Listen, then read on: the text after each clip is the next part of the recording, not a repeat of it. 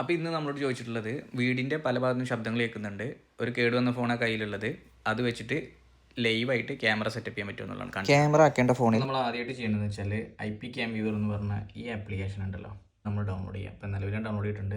എന്നിട്ട് നമ്മൾ ഈ ഫോണിൽ ഹോട്ട്സ്പോട്ട് ഓൺ ചെയ്യും.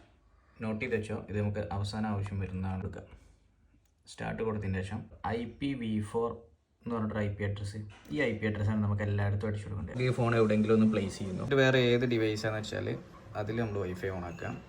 അതിൻ്റെ വൈഫൈയുമായിട്ട് കണക്ട് ചെയ്യുന്നു.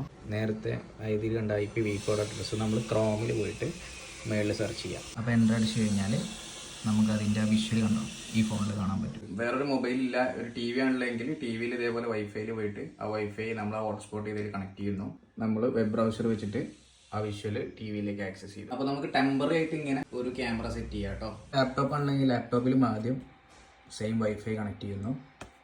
ക്രോം തുറന്നിട്ട് എന്ത് ചെയ്യുക, നമ്മൾ നേരത്തെ കണ്ട IP അഡ്രസ്സോടെ മുകളിൽ അടിച്ചു കൊടുക്കുന്നു. വിഷ്വലിലൂടെ ആക്സസ് ആയി.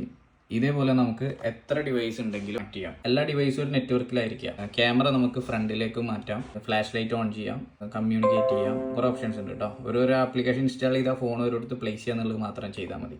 ഓക്കെ.